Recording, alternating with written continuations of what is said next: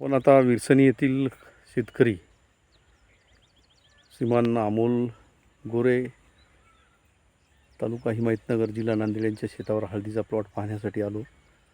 तर हळदीच्या खत व्यवस्थापनाबद्दल त्यांच्या तोंडूनच ऐकून घेऊ.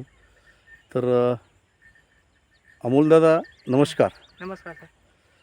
तर आपण हळदीच्या या प्लॉटसाठी कशा पद्धतीने लागवड केली आणि खत योजना कोणकोणती केली?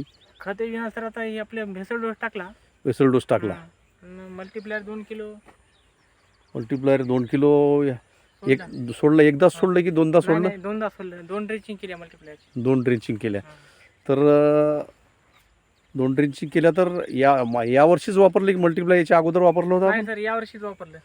तर मल्टीप्लायरच्या यावर्षी वापरल्याचा अनुभव आणि मागच्या वर्षी तुम्ही वापरलं नव्हतं, मागच्या वर्षी नाही वापरलं. त्याचा अनुभव. तर मागच्या वर्षीचा प्लॉट चांगला वाटतो की यावर्षीचा? या वर्षी चांगला आहे सर. यावर्षी चांगला आहे. तर काय फरक वाटतो मागच्या वर्षी आणि यावर्षीच्या प्लॉटमध्ये तुम्हाला? वाढ चांगली झाली, फुटवे जास्त आहेत. हां, फुटवे वाढ चांगली झाली. आणि हळदीचा कलर कसा वाटतो?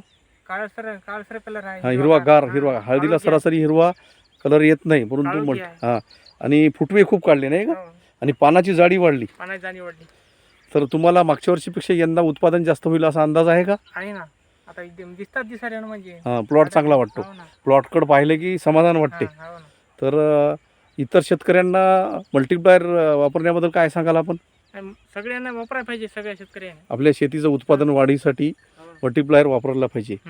तर सर्व शेतकऱ्यांना मी विनंती करतो की आपल्या शेतीचं उत्पादन, शेतीची सुपीकता, शेतीमध्ये गांडुळांची संख्या, सूक्ष्मजीवाणूंची संख्या आणि pH लेवल बॅलन्स करण्यासाठी आणि रासायनिक खतातून मुक्तता मिळवण्यासाठी मल्टीप्लायरचा वापर करावा. धन्यवाद.